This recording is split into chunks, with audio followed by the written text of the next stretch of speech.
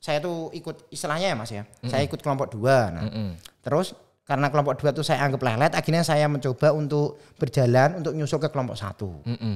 Nah, akhirnya di tengah perjalanan saya nggak nemu kelompok 1 dan saya mencoba berhenti, juga nggak menemukan nunggu yang kelompok 2 ini. Akhirnya saya sendirian. Tidak ada pendaki apapun. Sendirian. Saya merasakan sendirian di Gunung Lawu. Wah, Dan akhirnya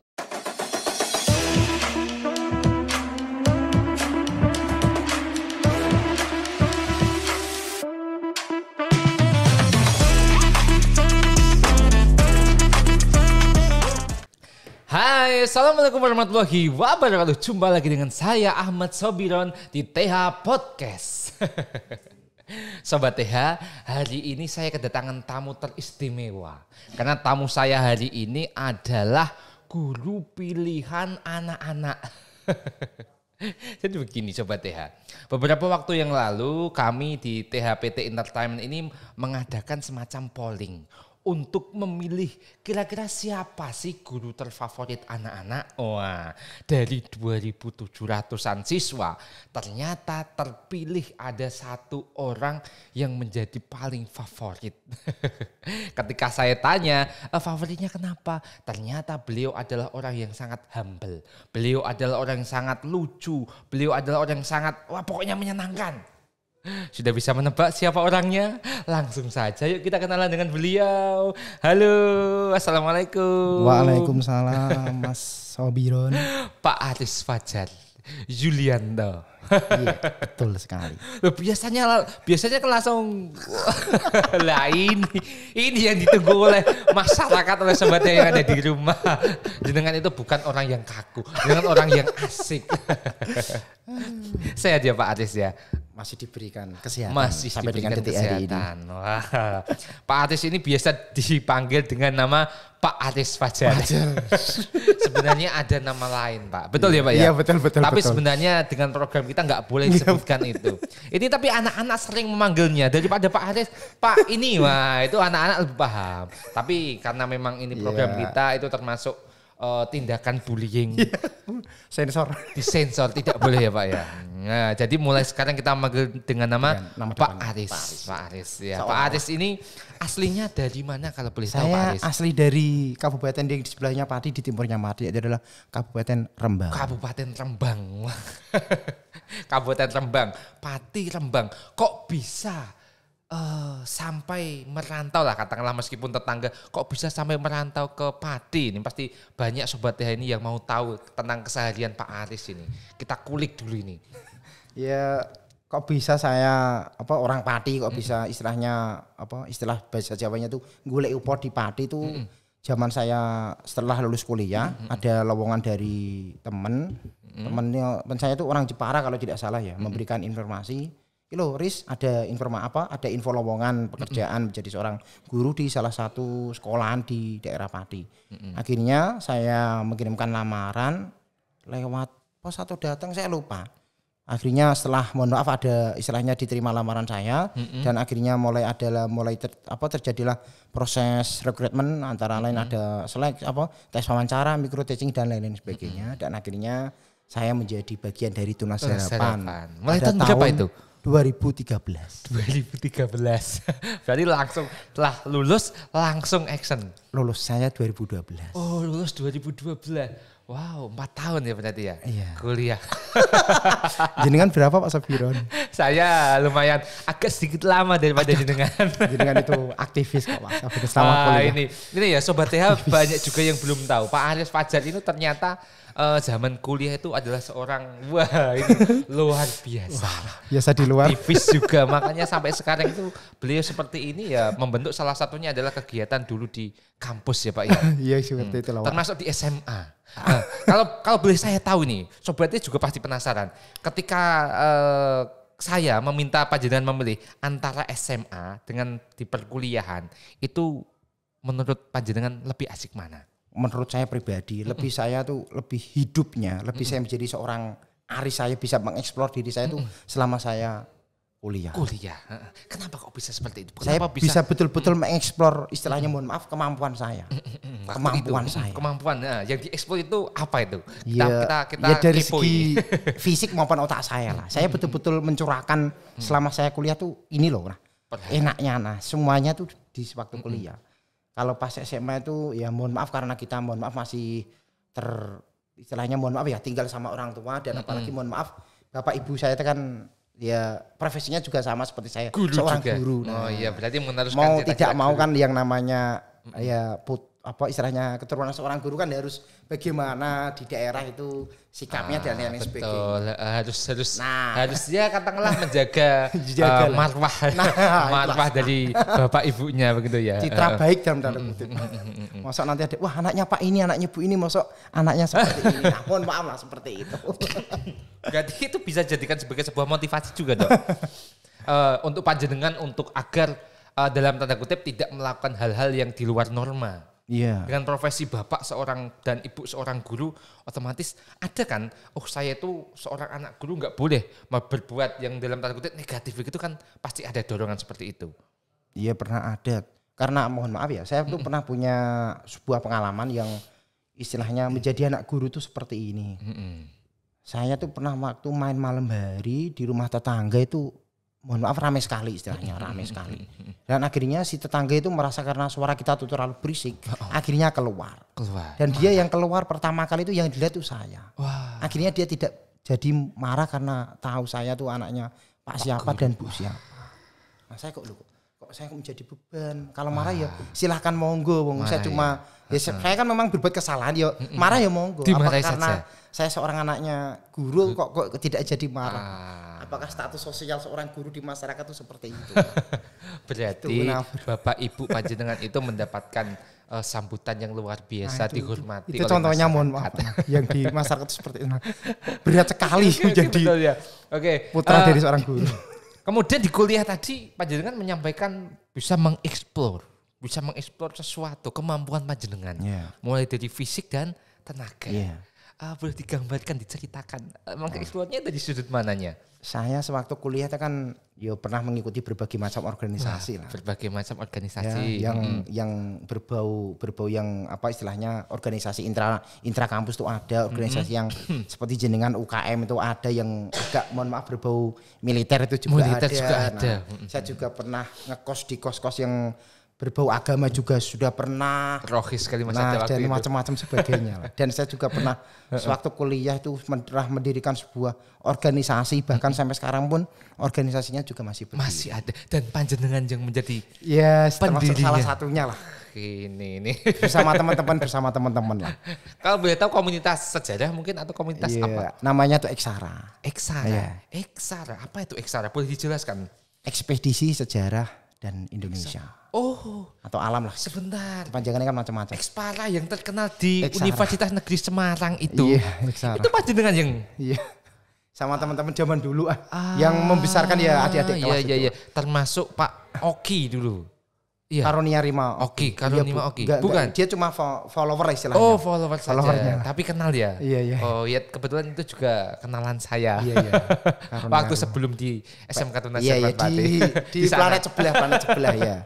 Di planet sebelah. Kemudian mendirikan Eksara. Kemudian tadi panjenengan juga menyampaikan ikut organisasi ini, ikut organisasi itu. Memang pengalaman apa yang bisa panjenengan dapat dan bisa dibagikan kepada sobat TH yang ada di rumah? Ya pertama kali kan saya ikut organisasi pertama kali di UNES itu adalah Menwa, kepanjangannya itu adalah Resimen Mahasiswa. Saya di situ tuh cuma 6 bulan. Desember saya keluar. Desember. Kenapa? Ya mungkin teman-teman atau Pak Sobiron yang karena kita sesama anak kuliah kan pasti tahu bagaimana. Menwa itu kan sebuah organisasi yang istilahnya militeristik. Militeristik betul. Saya orangnya mohon maaf ya agak celelean. Masuk di dalam Menwa dan namanya orang celelean kan memang kurang begitu cocok lah. Saya selalu hampir tiap hari itu mendapatkan mohon maaf ya hukuman lah. Punishment kalau di dalam militer itu pasti punishment, bukan cuma teguran. Pasti punishment. Pasti itu. Karena ya namanya Menwa kan organisasi yang berbau dengan militer. Militer. Pasti. Saya juga pernah dikirim ke sama teman-teman satu angkatan dikirim dididik di Magelang kurang lebih Rindam. Rindam Pademanegoro. selama kurang lebih seminggu. 1 minggu. 1 minggu itu. 1 minggu terus apa yang panjenengan lakukan di sana? Ya seperti pelatihan umumnya lah. Kayak sewaktu kita pas menjadi siswa pada waktu menjadi di Menwa itu kan juga ada tahapan-tahapannya. Istilahnya diksarnya, pendidikan dasarnya. Pendidikan dasarnya. Ya, tapi kalau yang di Magelang tuh ya cuma standar. Malah lebih berat tuh yang di kampus. Oh, lebih mengerikan tuh di kampus. Malah lebih berat di kampus ya. Di kampus. Yo, tapi saya bersyukur malah saya pernah ikut Menwa itu menjadikan saya itu meskipun cuma 6 bulan. Ya. Tapi minimal memahami tata aturan kedisiplinan dan lain sebagainya. Ya, minimal lah. Kita tahu disiplin itu bagaimana. Tahu istilahnya PBB itu bagaimana. PBB itu bagaimana. Makanya sekarang di SMK Tunas dengan sekarang mendapatkan atau ketiban sampun menjadi pembina. Pembina atau apa istilahnya kalau di tempat tanya kita? Pak Erwin di dalam ekstra itu ya. Tanya Pak Erwin. Ini Pak Erwin itu sudah beberapa kali saya undang untuk berada di sini. Beliau selalu ada saja alasan. Dikasih surat sakti saja. Oh, dikasih surat sakti langsung gitu ya. Iya, hitam di atas putih. Pak Erwin, siap-siap setelah ini panjenengan akan duduk di sini. Begitu ya Pak Aris ya. Oke. Menwa kemudian berarti yang panjenengan dapat dari Menwa adalah mengenai kedisiplinan itu. Mengenai apalagi selain kedisiplinan. Ya banyak lah. Kita diajari, mohon maaf, cara bongkar pasang senjata, kita diajari cara naik kuda itu bagaimana, naik kuda juga. Kita diajari rappelling ataupun turun tebing itu bagaimana, cara menolong orang-orang yang sedang istilahnya patah tulang dan lain-lain sebagainya. Oh, berarti tidak hanya mengenai kemiliteran ya? Pokoknya semuanya lah, all ilmu militer kan ilmu yang paling ya hampir mendekati dengan ilmu semuanya memahami ya. Berarti sama dengan dasar. Ilmu teman-teman SAR dong, tim SAR itu hampir juga sama ya. Hampir sama. Kita kan dulu di UNAS itu kan ada Mahapala juga. Ada tim SAR juga. Ada. Ini sambil kita nostalgia ya Pak ya. Sesama alumni. Baju kuning. Baju kuning. Jas kuning. Jas kuning. Iya. Saya nggak pernah punya alma mater Pak. Saya nggak pernah punya jasnya saya. Oh, nggak pernah. Saya nggak dapat. Sewaktu saya jadi mahasiswa baru saya nggak dapat. Saya pinjam punya kakak kelas. Punya senior di kosan. Ketika untuk sidang skripsi panjenengan pinjam. Oh, pinjam. Pinjam di kelas katanya malah. Kalau di kelas kan ada tulisan mohon maaf konservasi. Kalau yang senior kalau kan angkatan kita belum ada. Oh iya. Kalau yang di bawah kita sudah ada konservasi. Ya, konservasi. Dan panjenengan memakai itu. Iya. Sama. Iya. Saya dulu ketika skripsi dapat tapi waktu itu saya tumbuh kembangnya agak lebih cepat. Tinggi saya nambah, kemudian berat badan saya waktu itu nambah dari sebelumnya, sehingga jas alma mater yang diberikan itu terlalu kecil. Sampai pada akhirnya ketika saya mau sidang skripsi itu saya nggak punya baju yang cocok. Hanya pinjem adik kelas malah. Adik kelas yang ya beda sendiri. Kuningnya beda. Kuningnya beda. Kalau kita kan kuning-kuning kuning agak pudar begitu ya.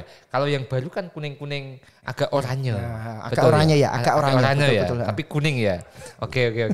Berarti kan di UNES itu kan ada tim SAR. Kan berarti kan hampir sama. Saya juga melihat pernah latihannya tim SAR, mereka juga ya kurang lebihnya sama, menyelamatkan orang, renang, macam-macam, panjat tebing dan lain sebagainya.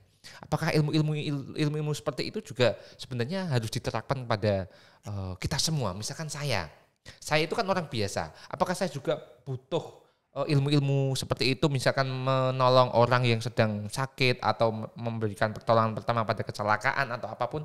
Menurut panjenengan penting nggak ilmu seperti itu? Di dalam istilah militer itu kan ada namanya juga Permildas, Peraturan Militer Dasar. Ada juga namanya kalau untuk upacara itu namanya TUM, Tata Upacara Militer. Oh, Tata Upacara Militer. Jadi istilahnya kalau mau upacara itu harus bagaimana itu ada aturannya. Terus kalau mau kita istilahnya bersikap siap itu bagaimana, istirahat itu bagaimana, hormat itu bagaimana. Nanti kita akan diajarkan ilmu militer tuh.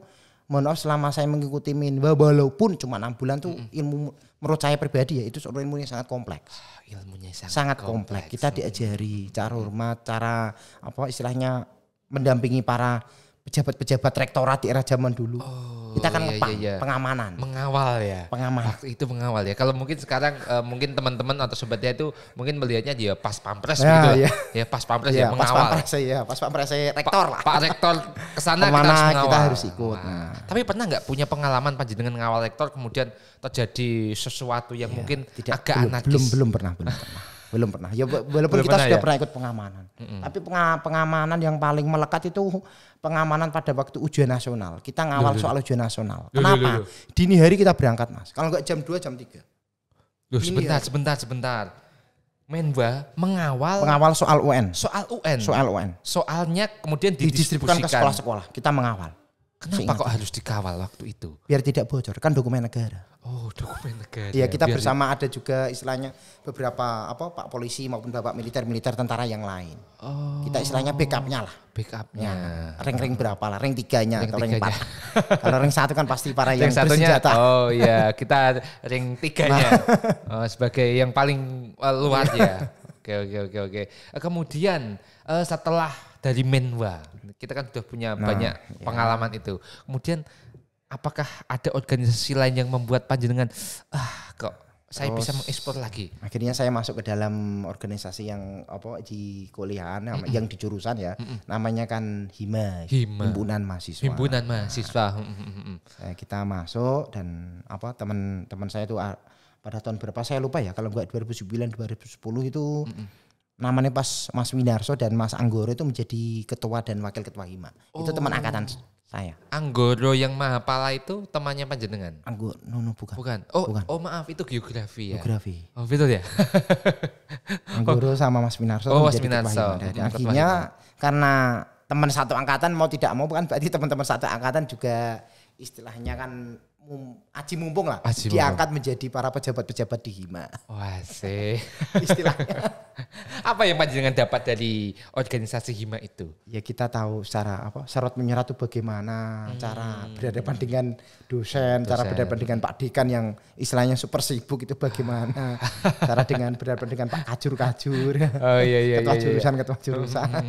Pak ini sibuk diganti B apa dan Bu apa dan lain-lain sebagainya. Nah, kalau kita korelasikan dengan mungkin kasus yang ada di SMK Tunas Harapan Pati, itu kadang itu banyak anak-anak itu yang tanya, Pak ini kok susah dihubungi, Pak ini kok galau, Pak ini kok enak, Pak ini begini, Pak ini kok begitu.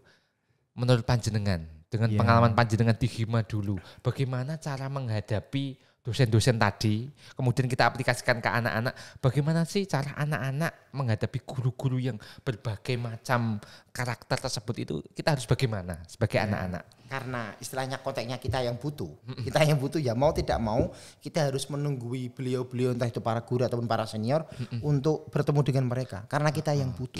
Kita yang butuh istilahnya. Kita butuh mohon maaf istilahnya mungkin nilai ataupun istilahnya kita butuh tanda tangan dari beliau, berarti mau tidak mau kita harus menunggu entah itu mohon maaf sampai sore ataupun mohon maaf itu sampai malam. Saya pernah punya kisah di Tunas itu zaman dulu ya di Tunas ya, ini agak mohon maaf agak keluar konteks. Oke, enggak apa-apa. Zaman dulu tuh ada anak, kalau sekarang tuh jurusannya, kalau dulu tuh istilahnya listrik ya anak TOI. Dulu tuh cari tanda tangan salah satu guru itu sampai ke rumahnya malam hari. Gurunya tuh kalau nggak salah tuh rumahnya Tayu atau mana saya lupa. Wow, padahal anak tersebut rumahnya mana? Rumahnya sini saja, tapi dia sampai malam. Sampai malam demi mendapatkan sebuah tanda tangan sampai malam. Dan itu harus dilakukan. Iya, sampai malam itu anaknya dilakukan. Wah, berarti kalau sekarang mungkin anak sore sampai siang sampai sore sudah pulang, mereka langsung pulang. Istilahnya etosnya itu kurang. Oh, berarti pesan yang ingin disampaikan berarti anak-anak harus mempunyai etos apa ya? Kalau bukan etos kerja ya bukan etos kerja ya. Etos apa ya? Untuk dalam tanda kutip mendapatkan karena guru juga sumber ilmu. Tapi kadang mohon maaf ya, kita kembali lagi ke konteks zaman itu sudah beda. Tahunnya. Pak ini anak milenial, generasi Z dan lain-lain sebagainya. Ya contohnya seperti saya ataupun jenengan kan zaman dulu sekolah kita kan paling naik naik sepeda, kalau enggak naik bis, jarang naik motor. Sekarang jarang bisa lihat sendiri. Di sini yang naik motor tuh hampir semua. Hampir semuanya. Contoh kecil. Betul ya, karena zamannya berbeda ya. Nah ini Pak, ini yang sangat ditekankan oleh Nadiem Makarim. Mengapa Pak Nadiem itu membuat kurikulum namanya kurikulum Merdeka? Seperti yang saya pakai ini kaos Merdeka Belajar. Artinya merah dan hitam. Artinya kurikulum ini ingin mengajarkan anak bahwa akan membekali anak bahwa anak itu harus mempunyai sifat atau karakter sebagai pembelajar sepanjang hayat. Iya, belajar sepanjang hayat itu artinya apa? Mengingat zaman itu terus berubah, zaman itu terus berganti. Kalau kita tidak bisa mengikuti perkembangan zaman, kita akan punah, selesai, akan punah. Makanya sekarang ada istilahnya merdeka belajar. Bukan merdeka belajar itu bukan belajar boleh tidak boleh, tidak. Itu yang banyak salah diartikan oleh anak-anak. Pak kan bebas, Pak kan begini, enggak. Maksudnya itu kita belajar dengan cara kesukaan mereka. Karena anak-anak itu kan punya potensi masing-masing, punya kemampuan masing-masing, dan kita sebagai guru tugasnya hanya ngomong. Hanya sebagai among mengarahkan ini loh, mempersiapkan di masa depan. Begitu ya, pelajar sepanjang hayat. Pelajar sepanjang hayat. Ngeri kata-kata sepanjang hayat. Oke, kita kembali ke konteks ini. Malah nanti kita bahas kemana-mana nanti. Tidak apa-apa Pak ya, tapi ya. Oke. Ketika di Hima itu berarti panjenengan berapa tahun di Hima waktu itu? Hima itu tadi apa? Mungkin sobatnya yang belum tahu, ada yang belum tahu? Himpunan mahasiswa. Yeah. Himpunan mahasiswa itu ya mungkin kalau di tingkat sekolahan itu seperti OSIS lah. Kalau di tingkat sekolah. Tapi itu mahasiswa. Ya. Oke. OSIS. Berapa lama di Hima? Ya semenjak tahun 2009 itu sampai dengan tahun semester 6 berarti. Semester 6. Ya 2 tahun atau berapa tahunan ya? 2 tahun ya. Kepala apa saya lupa jabatan istilahnya atau ahli apalah zaman dulu kan seksi apa lupa ya. Oke. Tapi begini Pak, banyak orang yang menganggap panjenengan itu selalu merendah. Wah saya itu mohon maaf nggak nyanda. Oh saya ini begini, saya begini. Tapi kenyataannya orang yang tahu panjenengan, orang yang tahu kapasitas panjenengan pasti tahu ini orang ini mampu. Terbukti dari mohon maaf sifat panjenengan, mohon maaf dari kepala panjenengan. Agak mundur sedikit. Ini kan menunjukkan panjenengan juga mempunyai etos kerja yang tinggi, tanggung jawab yang kuat juga. Dan orang-orang yang tahu pasti mengetahui itu. Mungkin orang yang tidak tahu panjenengan itu di luar sana, alah Pak Aris menyepelekan. Tapi kalau sudah tahu pasti mereka sungkan sama panjenengan. Betul atau betul? Panjenengan itu. Sanjungan adalah teror. Oke, kita balik ke kampus lagi. Kita nostalgia di kampus tercinta kita dulu di Universitas Negeri Semarang. Sama alumni Jas Kuning. Selama 2 tahun di Hima, setelah di Hima itu panjenengan ikut organisasi Hima, apa lagi? Ikut organisasi Hima tadi. Terus karena saya sama teman-teman saya itu kan istilahnya suka ya. Karena kita jurusan sejarah pasti kan suka sejarah dan kita istilahnya suka jalan-jalan ataupun ada juga jalan-jalan yang suka ada yang naik gunung dan lain sebagainya. Akhirnya kita berapa ya? 7 atau 9 ya. Kita mencoba naik gunung pertama kali itu naik Gunung Ungaran. Kalau tidak salah itu tahun 2009 bulannya itu pokoknya akhir tahun lah, saya lupa ya. Akhir tahun kalau enggak November, Oktober kita naik gunung ke Gunung Ungaran dan akhirnya kita secara resmi itu mendirikan sebuah organisasi itu bernama tadi Eksara. Ekspedisi itu sejarah. Isinya teman-teman sejarah ya. Iya, teman-teman sejarah yang suka berpetualang. Oh, tapi sampai saat ini apakah diisi juga dengan orang-orang di luar sejarah? Atau? Saya kurang tahu, tapi saya ikut grupnya. Tapi saya karena mohon maaf saya sudah senior itu sudah tidak masa saya. Ya kita cuma menjadi pelihat follower lah. Sebagai apa ya namanya? Kalau bahasa bapak-bapak tentara itu sebagai monitor. Monitor satu. Sebagai monitor. Oh iya, ternyata masih ada. Oh ternyata masih banyak kegiatannya. Oh iya, Eksara itu tadi ya. Pertama kali kita naik Gunung Ungaran dan itu juga mungkin SMA saya pernah naik gunung di daerah saya di Rembang, tapi kan enggak cuma ketinggian berapa. Kalau Gunung Ungaran juga termasuk istilahnya mungkin Seven Summit lah di Jawa lah. Seven Summit di Jawa. Gunung-gunung yang cukup tinggi di Jawa. Kalau tidak salah ya Ungaran ya, saya lupa. Kalau salah tolong saya direvisi. Oke. Kalau yang tertiga kan pasti Semeru. Oke, Semeru itu ada di mana? Di Lumajang Jawa Timur. Oh, Lumajang Jawa Timur. Banyak lah perbatasan Semeru itu. Iya. Sindoro Sumbing sudah pernah juga? Belum pernah. Lawu kalau yang cuma tertinggi itu saya belum Lawu. Malah Lawu jelas sudah pernah. Yang katanya orang-orang tuh gunung yang wingit. Ya, tapi saya juga cukup mungkin saya pernah cerita di sini ya. Saya di Gunung Lawu tuh mohon maaf hampir apa istilahnya? Mati. Kesasar. Oh, kesasar. Hampir ya. kesasar. Hampir meninggal malah. Dan kalau di Gunung Lawu kan memang ada mitos kalau kalian tersasar akan dituntun atau dibantu oleh seorang burung apa namanya saya lupa namanya. Mohon maaf ya. Nanti tolong saya di komentar tuh tolong diimbuhkan. Saya memang saya tuh ikut istilahnya ya Mas ya. Saya ikut kelompok 2. Nah, terus karena kelompok 2 tuh saya anggap lelet, akhirnya saya mencoba untuk berjalan untuk nyusul ke kelompok 1. Nah, akhirnya di tengah perjalanan saya nggak nemu kelompok 1 dan saya mencoba berhenti juga nggak menemukan nunggu yang kelompok 2 ini. Akhirnya saya sendirian. Tidak ada pendaki apapun. Sendirian. Saya merasakan sendirian di Gunung Lawu. Wah, dan akhirnya malam atau siang? Kalau untuk konteks waktunya saya lupa, mohon maaf. Saya lupa, mohon maaf ya. Sampai lupa waktunya ya. Dan akhirnya saya mencoba berjalan dan ada burung itu di depan saya. Dan akhirnya saya pasrah, saya ikut burung itu. Karena tapi sebelumnya panjenengan sudah pernah mendengar mitos kalau kita atas ya cuma mitos. Tapi sudah pernah mendengar waktu itu. Cuma mitos. Sehingga panjenengan mengikuti burung itu. Burung itu warnanya hitam. Iya hitam. Kalau mungkin katanya sih burung jalak katanya kalau saya lupa Mas. Burung jalak kemudian panjenengan ikuti itu. Setelah diikuti ya saya ketemu dengan rombongan yang di depan saya. Ketemu dengan rombongan. Dan rombongan yang di belakang enggak jauh itu akhirnya nyusul ke saya. Nah, padahal saya menunggunya sudah cukup lama. Itu yang ya enggak hampir saja ya. Itu pengalaman yang mungkin tidak bisa terlupakan ya. Antara nyata atau standar. Antara nyata dan tidak nyata. Ya. Oh iya. Oke, setelah itu. Setelah ikut. Pokoknya saya intinya tadi mendirikan Eksara. Nah, dan apa istilahnya Eksara itu kan mempunyai beberapa juga istilahnya ada departemen ataupun bagiannya. Ada 4 atau 5. Saya tuh bagian yang divisi namanya unik, sosial, budaya dan agama. Disingkat Sosbudak. Singkatannya sosial budaya dan agama budak. Nah, karena yang mendirikan kan juga orang-orang seperti itu semuanya. Orang-orang dibikin selengean gitu ya. Dan teman-teman kita juga pasti punya teman nama julukannya masing-masing.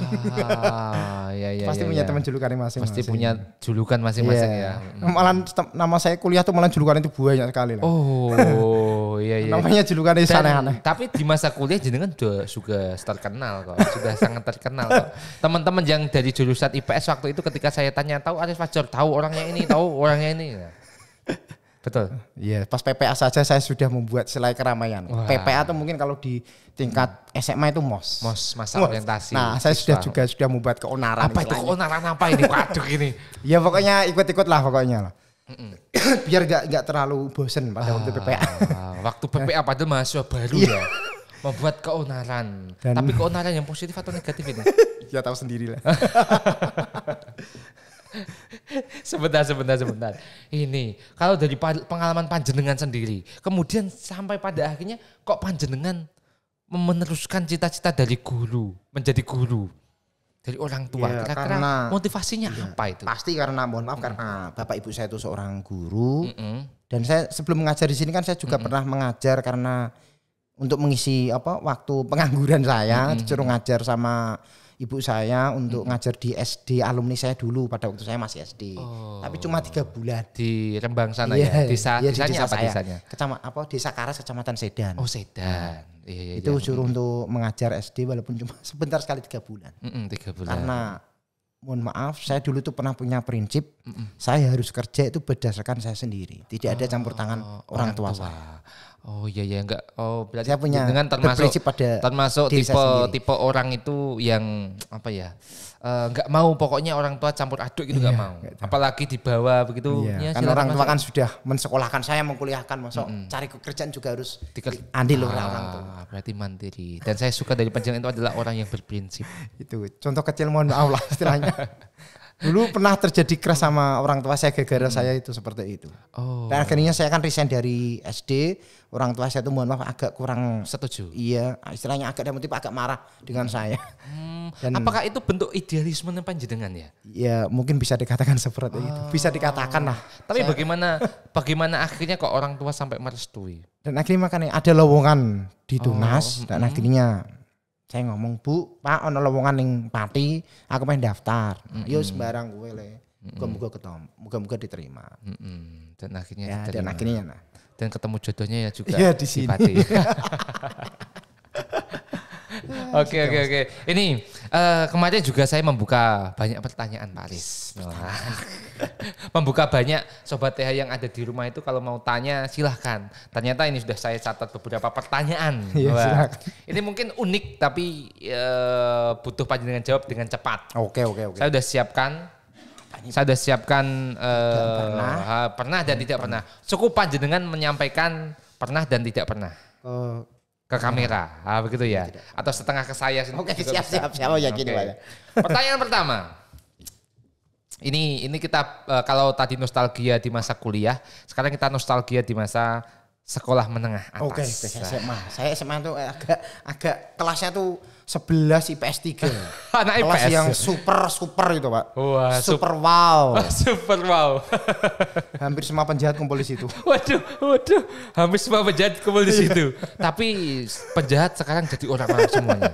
Loh, sebentar loh Pak. Ini orang aneh ini. Ini tapi tidak bisa dijelaskan. Banyak teori-teori yang menyebabkan begini. Orang yang duduknya di depan, itu biasanya nanti ketika dia orang pintar jadi karyawan. Orang yang duduk di belakang, itu biasanya mohon maaf dalam tanda kutip banyak terdapat masalah. Nah, banyak masalah. Tapi ketika dewasa, ketika kerja, malah dia itu yang mempunyai tempat kerjanya, lah yang kerja nanti yang duduknya Di paling depan. Ya, karena betul tadi, ya? Ya, karena tadi dia kan punya pengalaman yang kompleks lah, Pak. Pengalamannya kompleks. Berarti begini, kita dapat menyimpulkan bahwa kesuksesan seseorang itu tidak dinilai dari kecerdasan, kepintaran No. di dunia di sekolahnya. No. Apakah para pejabat-pejabat di Indonesia itu apakah orang pintar semuanya, Pak? Pejabat itu kan punya staf, Pak. Yang pintar itu stafnya. Tapi yang dapat nama pejabatnya.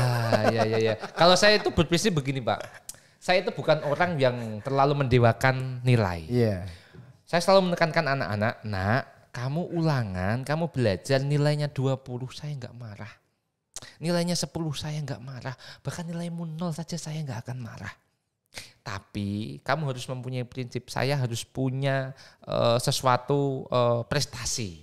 Bagi saya prestasi itu bukan sesuatu menang lomba, menang ini, enggak. Prestasi itu adalah penambahan ilmu setiap harinya. Penambahan kualitas setiap harinya. Yang kita nilai itu sekarang bukan nilai 80, 70, tidak. Tapi bagaimana cara menuju ke 80, 90 itu. Betul atau tidak? Betul. Kita menanamkan mentalitas itu kepada anak-anak. Ya, kalau saya secara pribadi itu saya singkat tuh hidup tuh harus imbang lah. Kalau orang mengejar surga semuanya terus yang mau hidup di neraka siapa? Kalau orang mau di neraka terus yang ada di surga itu siapa? Iya. Hitam putih lah. Hitam putih. Oke. Istilahnya. Wah, saya nggak berani bahas lebih panjang mengenai surga dan neraka ini. Istilahnya Pak, istilahnya. Nanti kita panggil undang Pak Selamat atau Pak Sueb. Istilahnya. Oke, kita kembali ke pertanyaan. Pak Aris, waktu ketika duduk di sekolah menengah atas, pernah bolos sekolah atau tidak? Oh, tidak pernah. Oke. Pernah menyontek atau tidak? Yo, senormalnya siswa. Senormalnya siswa itu pasti pernah menyontek. Oh, pernah menyontek. Iya. Semua orang itu pasti pernah. Pernah menyontek. Waktu itu nyontek apa waktu itu? Pelajaran yang sulit-sulit apa? Fisika, kimia. Otak saya itu gak mampu untuk pelajaran eksak. Ini. Itu yang tadi saya sampaikan. Panjenengan menganggap saya gak mampu. Nyatanya jenengan itu cerdas. Cerdas dalam bidang apa? Kita apa ya? Anak-anak itu kan juga punya kemampuan sendiri-sendiri. Iya, masing-masing. Saya juga sering menekankan, Mas kamu gak bisa matematika gak apa-apa. Gak usah minder, gak usah malu. Kamu belum tentu matematika gak bisa, belum tentu bahasa Indonesia juga gak bisa. Belum tentu ketika pelajaran eksak seperti itu gak bisa, siapa tahu olahraganya dia juara. Kan kita nggak tahu. Lah kita kan hanya mengarahkan saja. Kamu itu bakatnya di mana. Dan kita sebagai guru sebenarnya tidak boleh menyatakan mohon maaf anak, mohon maaf kamu kok goblok, nggak boleh ya Pak ya. Kamu kok kurang pintar, nggak boleh. Semua anak itu adalah istimewa. Iya, punya anunya masing-masing. Kelebihannya masing-masing. Oke, kita lanjut ke pertanyaan ketiga. Pernahkah Pak Aris itu ketika sekolah izin ke kantin, izin untuk keluar kelas tapi ternyata ke kantin? Pernah? Pernah bolak-balik apa? Bolak-balik. Pertama. Kenapa? Kenapa waktu Ya, itu? mungkin yang pas mapelnya kesulit atau mohon maaf yang pas gurunya kurang begitu mengenakkan. Oh. Kurang begitu mengenakkan. Oke. Pertanyaan selanjutnya. Pernahkah Pak Aris tidur di kelas? Ya pasti pernah. Oh, pernah juga. Hal yang normal itu. Kelima, pernahkah Pak Aris bohong dengan guru? Ya pernah Pak. Pernah Bohong. juga? Ya tadi contohnya mungkin Pak izin ke belakang tahunya mungkin ke UKS ataupun ke kantin atau cuma saya dulu sama petugas kantin aja saya akrab kok Pak.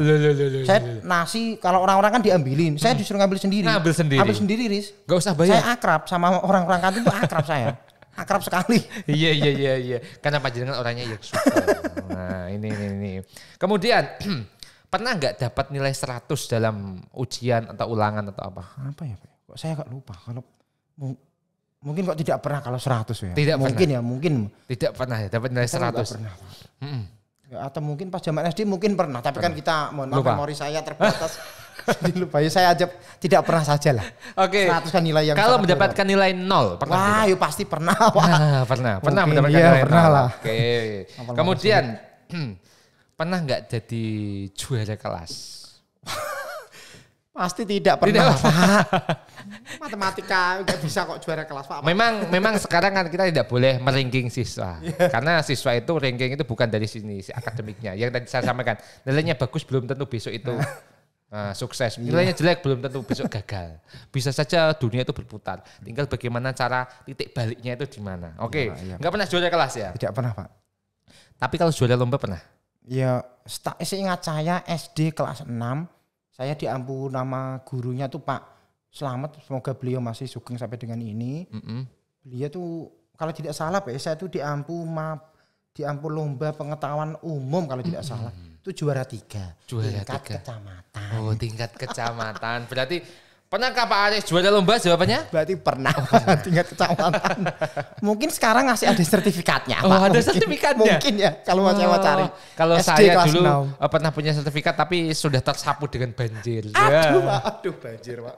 Tempat saya dulu memang tempatnya langganan banjir. Tiap tahun hujan pasti banjir.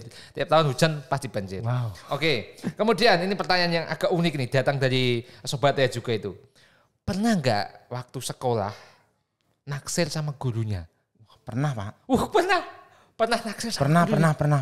Naksir gimana maksudnya itu? Nah, itu wali kelas saya namanya Bu. Kalau tidak salah nggih, nama lengkapnya itu Bu Indarti, panggilannya Bu Iin. Beliau itu wali kelas 11 IPS 3 yang kelasnya sangat super wow. Tapi beliau selalu senyum, nggak pernah marah. Paling marahnya seperti itu. Kalian itu dibilangin itu sulit-sulit. Ini. Kalau ada masalah ya beliau selalu istilahnya di depan lah. Bukan membela lah. Membackup. Bertanggung jawab lah. Bertanggung jawab. Ini anak-anak Beliau saya, ya, saya yang jadi bertanggung jawab. Itu sebagai orang tua. Yang Makanya baik saya seperti ngefans sama beliau Bu itu. Indah. Wah, berarti maksudnya naksir itu bukan naksir Iya, mohon maaf iya, jatuh bukan, cinta, iya. bukan ya. Kita bukan membahas tentang cinta. Saya ngefans. Tapi lebih kepada ngefans. Kalau lebih kepada Seorang hormat. guru perempuan mewali kelasi anak yang super, tapi dia mau selalu ngepeni anak-anaknya. Kelasnya super, Pak. 11 IPS 3. Wah, Boleh jenengan tanya, Pak. Tapi dari pengalaman itu, apa yang bisa panjenengan ambil? Kemudian jika panjenengan saat ini jadi guru di SMK Harapan Pati, melihat anak-anak yang seperti itu, kemudian melihat ada Bu siapa tadi Indarti. Bu Indarti, kemudian panjenengan merefleksikannya pada diri panjenengan sendiri bagaimana? Ya, itu, Pak. Kalau kita umpama jadi guru ya apapun, seumpama mohon maaf ada suatu kesalahan ataupun insiden terhadap anak-anak, ya kita sebagai orang yang senior yang sepuh ya harus selalu bertanggung jawab apapun kondisinya. Apapun kondisinya itu adalah apapun. tanggung Kita harus jawab tanggung jawab kita. itu nomor 1, Pak. Tanggung jawab. Entah itu mohon maaf negatif ataupun positif. Tanggung jawab itu nomor 1. Tanggung jawab. Ini yang butuh kita tekankan pada anak-anak. Kita harus mempunyai tanggung jawab kepada hal apa yang sudah ditanggung jawabkan pada kita.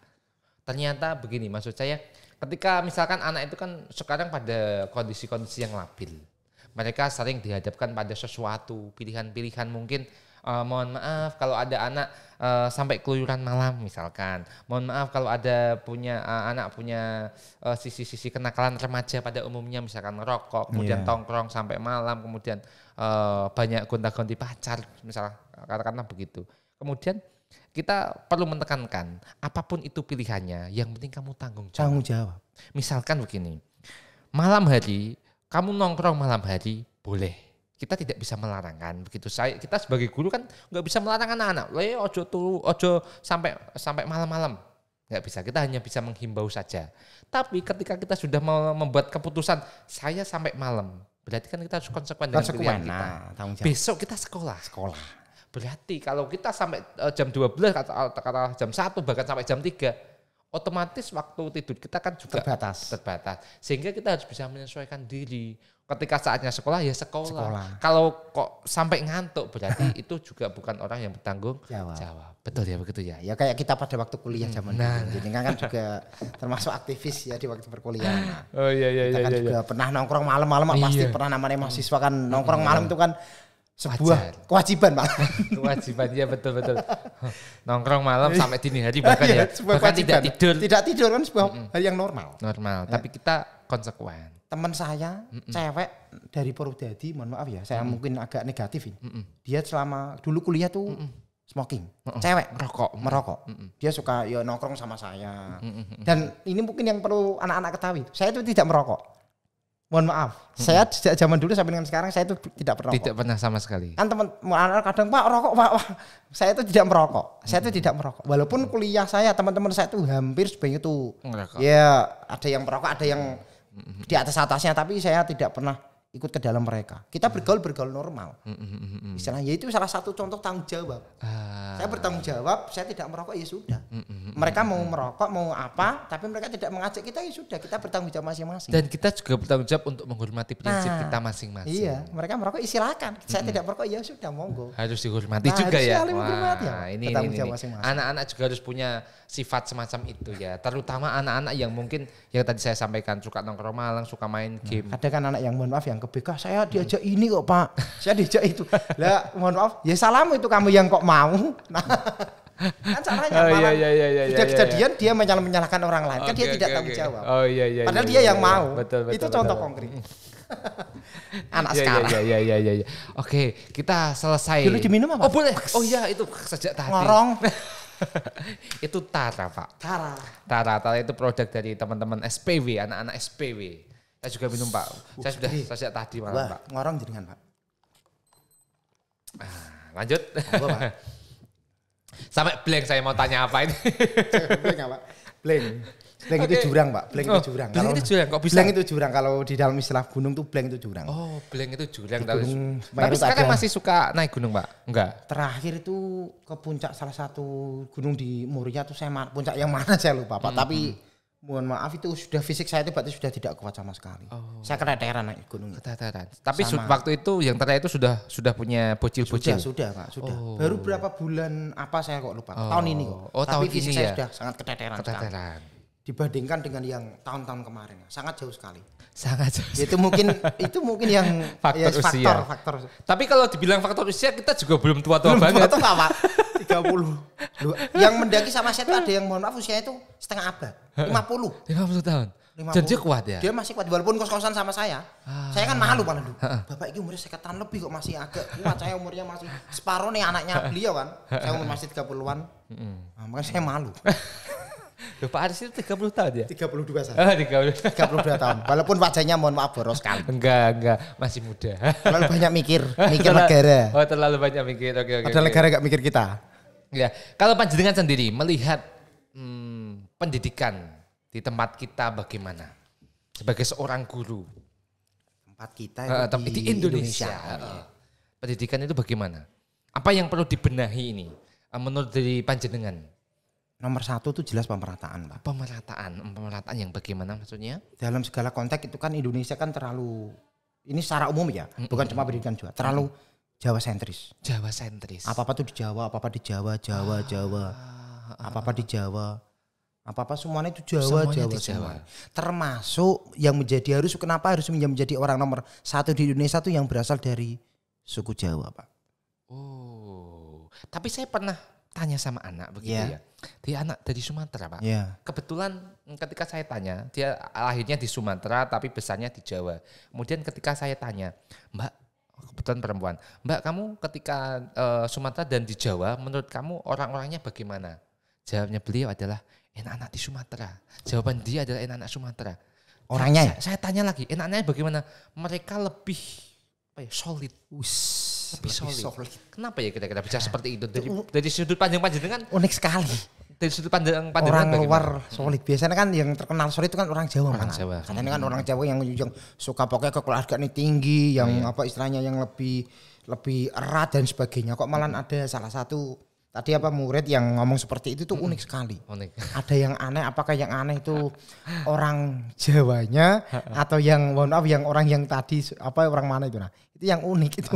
Mungkin mereka yang tidak terekspos, Pak. Ini yang dinamakan mungkin Jawa sentris.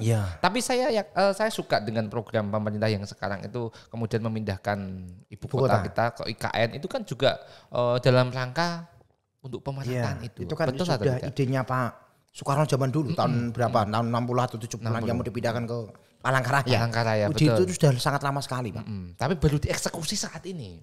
Pemerintahan saat ini. Itu pun mungkin kalau cancel lagi, Pak. Loh. Ini bahas politik kan 2024 kan, mohon maaf kan Pak, rezimnya ganti lagi, Pak. Pak Jokowi kan nanti sudah tidak menjadi, Pak. Itu yang gitu saya politik itu agak melek sedikit, Pak. Kalau politik itu saya agak melek. Agak melek, mohon maaf. Saya politik itu agak melek. Suka berarti ya? Saya suka politik, Pak. Kalau dari sudut panjenengan kita bahas-bahas politik tidak apa-apa. Nanti kita arahkan ke dunia pendidikan kita. Kira-kira kebijakan saat ini bagaimana dari pandangan panjenengan sebagai guru. Kita bahas tadi IKN dulu tadi. Ya, bagus, itu sebuah terobosan dari pemerintah pusat yang sangat bagus sekali. Walaupun pastinya nanti di dalam proses pembangunan IKN itu pasti menimbulkan pro dan kontra. Pastinya. Pasti mohon maaf banyak lahan-lahan masyarakat, tanah-tanah adat yang istilahnya itu diserobot oleh negara. Digusur. Iya. Bisa kasar digusur, Pak. Saya ngomongin tadi diserobot oleh negara. Dan kadang diganti untung, Pak. Iya. Diganti untung loh. Ya, kadang nominalnya kan tidak sangat tidak wow. Makanya kadang orang istilahnya itu kan wong cilik selalu mempertahankan tanahnya karena tadi yang dia ininya nominalnya itu enggak sangat enggak sesuai. Mungkin mereka lebih menyukai tradisi leluhur mereka, menghormati leluhur mereka ya. Tapi itu ide bagus Pak dari pemerintah pusat untuk mau mencoba memindahkan biar tidak terlalu Jawa sentris, betul. Biar tidak terlalu Jawa sentris. Dan menurut panjenengan pendidikan juga seperti itu. Harus Pak. Banyak teman-teman yang tadi yang saya mendirikan Eksara, itu teman-teman saya semuanya hampir 80% yang mendirikan Eksara tuh sekarang menjadi para pengajar yang dulunya ikut SM3T. Nah, sekarang menjadi para pengajar-pengajar di luar daerah semuanya. Saya dulu juga daftar, Pak. Tapi kesalahan administrasi saya enggak lolos. Kesalahan administrasi saya. Ya itu mungkin jalan Gusti Allah. Semua teman saya tuh keterima kecuali saya karena kesalahan administrasi. Padahal kita daftarnya bareng kan. Duduk bersama di PKM, daftarnya bareng. PKM ya, dulu kita nongkrongnya di PKM ya. PKM itu menjadi tempat pos nomor 1 Mas. Sambilan pasti tahu. Yang anak-anak kampus pasti tahu. PKM itu seperti apa. Iya. Kita nggak pernah tidur di kos malah. Kita hidupnya malah 98% di PKM atau di UKM ya. Kalau itu aktivis. Iya. Sampai tukang parkir pun ngapal. Pendidikan kita juga harus dilakukan pemerataan. Saya kan kita kan punya grup-grup yang tadi yang Eksara itu teman-teman itu mohon maaf yang ngirimi gambar jalan itu wow. Bahkan ada yang teman saya itu motornya tuh dikasih kayak rantai biar untuk melewati jalan yang becek. Itu Loh. Motornya dikasih rantai, Pak. Loh memang ada rantainya kan motornya? Maksudnya ban motornya. Oh, ban motornya. Dan biar gak selip. Oh, biar gak selip. Wah. Sampai begitu ya Pak ya. Mungkin yang di daerah terpencil itu Pak ya tadi ya. Itulah contohnya. Makanya mohon maaf karena kita itu sudah istilahnya kita Indonesia. Kita Indonesia bukan cuma Jawa saja. Dari Sabang sampai dengan Merauke. Kita harus namanya pendidikan itu sama lah. Pendidikan sama. Ya. Termasuk pemerintah saat ini juga meluncurkan PMM. Apa itu PMM, Pak? Platform Merdeka Mengajar. Dan mohon maaf itu juga ada nilai minusnya, Pak. Apa itu? Yaitu bagi orang-orang yang ada di daerah yang tidak ada akses internet. Nah, mohon maaf. Itu nanti percepatannya akan dilakukan dengan program guru penggerak. Nah, itu Pak makanya. Ya. Jadi begini, memang arah pemerintah kita menurut saya, Pak ya. Arah pemerintah kita itu sudah sangat bagus. Banyak orang yang mengatakan, wah kurikulum kok ganti-ganti. Ganti menteri, ganti kurikulum, ganti. Iya. karena kurikulum itu diciptakan sesuai dengan perkembangan zaman. Kalau saya ibaratkan, kalau salah analogikan itu begini, ketika dulu waktu zamannya meramu, ketika zamannya orang-orang itu masih manusia purba, ya mereka berburu, mereka sesuai dengan itu, sesuai dengan zamannya. Bagaimana caranya mana, nombak dan lain sebagainya. Kemudian selesai masa berburu, kemudian ganti mereka bercocok tanam. Ya mereka diajari bercocok tanam. Kalau sekarang zamannya seperti ini, kemudian kurikulum berubah, itu menurut saya wajar. Dan kita harus mengikuti perkembangan zamannya, Pak. Meskipun ada pro dan kontra itu wajar. Namanya sebuah kebijakan. Tapi saya senang sekali dengan adanya platform Merdeka Mengajar ini, bahwa teman-teman guru meskipun di daerah itu bisa menyerap ilmu dari Ki Hajar Dewantara. Karena memang rohnya itu adalah Ki Hajar Dewantara. Mendiknas pertama. Iya betul, Mendiknas pertama. Dan misalkan dari PMM itu kurang kuat, nanti bisa diakselerasi, bisa dibantu dengan teman-teman dari guru penggerak. Ini programnya banyak sekali guru penggerak. Apalagi di Kabupaten Pati, ini sudah ada angkatan keempat, sudah mau lulus ini. Sudah tinggal 1 kali loka, nanti lulus. Nah, hari ini lokanya tanggal 25 November 2022. Kemudian yang angkatan 7 akan menghadapi loka pertamanya. Harapannya kan nanti pemerintah itu muncul orang-orang baru yang menggerakkan pendidikan, sehingga pendidikan itu tidak hanya dulu kan kita fokus pada gurunya ceramah, gurunya ini, gurunya itu. Sekarang pendidikan kita fokusnya ada pada siswanya. Pas pertama kali Pak Presiden Pak Jokowi itu menunjuk formatur menteri kabinet itu pas Mendiknas, orang muda, mantan, mohon maaf bos, saya nyebut merek ya, Bos Gojek, di umur berapa? 35 tahun, menteri yang paling muda. Saya sudah speechless, hebat sekali Pak Jokowi berani membuat sebuah terobosan, seorang anak muda dikasih menteri Mendiknas, menteri pendidikan nasional. Pendidikan kan APBN-nya kan 20% Pak, termasuk salah satu yang cukup tinggi. Hampir 20 triliun anak ya? Kecil 35 tahun disuruh untuk mengelola. Duit sak monakai. Saya angkat topi pada Pak Jokowi itu. Saya angkat topi. Hebat sekali terobosannya. Kalau yang mohon maaf, yang kementerian yang lain kan isinya mohon maaf orang-orang itu saja istilahnya. Para penggede-penggede. Nah, dia kan dari non parpol, 35 tahun. Sebutannya kan Mas Menteri. Mas Menteri karena saking mudanya. Saking muda waktu itu 35 tahun dan sobeknya, bukan sobek. Sobek itu gimana? Sobek dunia terkena sesuatu yang sangat wow dunia Pak ya. Virus corona berupa pandemi makanya sepak terjang Mas Menteri kan baru kita rasakan ya setelah corona itu agak berakhir Pak. Dan mungkin dia unjuk giginya ya mungkin hanya tinggal beberapa tahun lagi. Makanya kita tidak bisa melihat unjuk gigi dari Mas Menteri yang sangat wow sekali. Kalau kalau tidak dunia tidak dilanda sebuah pandemi itu, mungkin Pak pendidikan kita mungkin bisa lebih wow. Mungkin bisa dirasakan oleh orang-orang yang lain.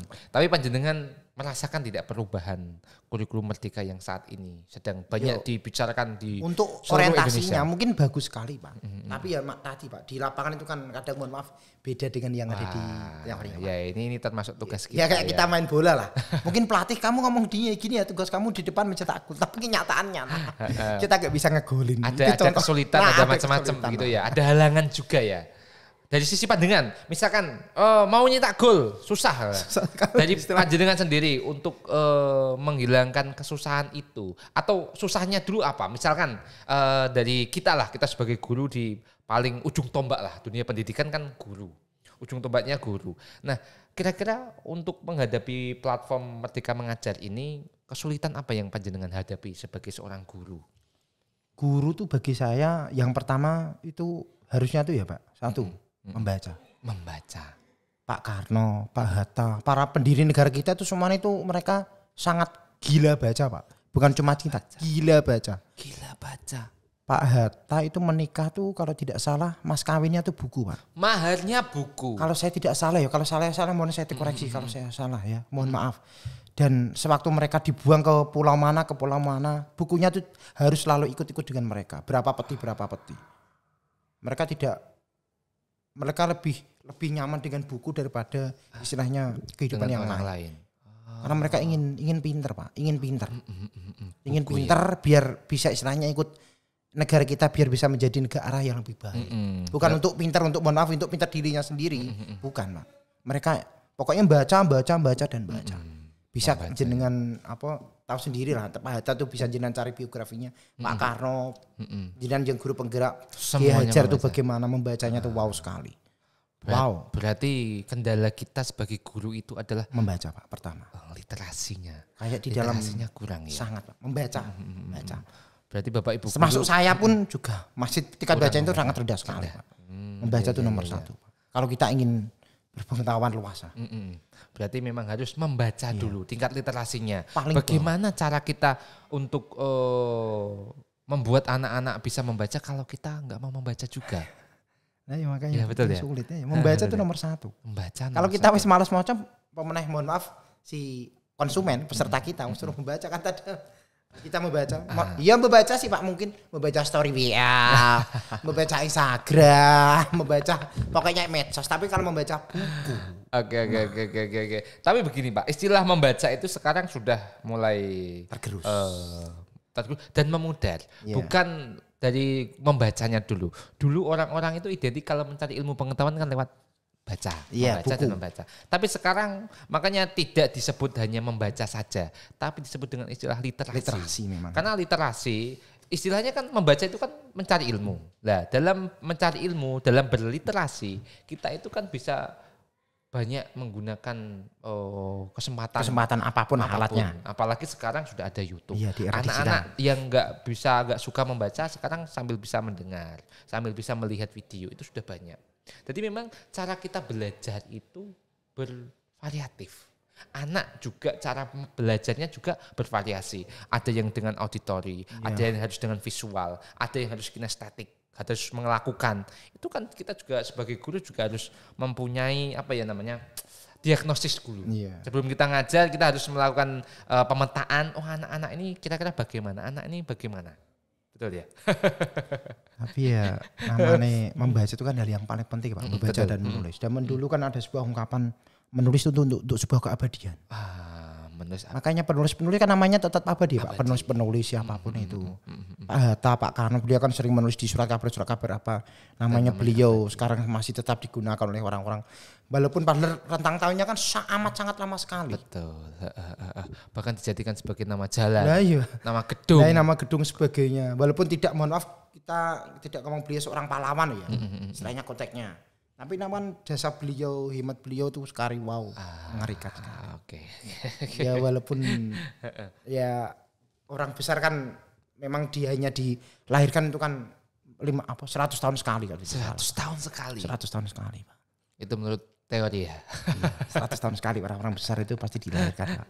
Iya. Saya ingat kata-kata Pak Karno. Berikan saya 10 pemuda, maka akan aku guncang dunia. Mengapa yang diberikan orang muda? Kenapa yang ditekankan itu orang muda? Orang muda dalam hal ini kan bisa kita kategorikan sebagai anak-anak lah. Ada anak-anak yang masa tumbuh kembang saat ini. Betul ya? Kira-kira bagaimana menanggapi hal seperti itu? Apa yang bisa dilakukan anak muda untuk mengguncang dunia, maksud Pak Karno itu bagaimana dari sudut pandang Pak Aris Fajar ini? Saya kan saya kan seorang arisan mengampu mata pelajaran sejarah ya, sedikit saya kan tahu tentang sejarah apa orang-orang ya founding father, para pendiri negara kita.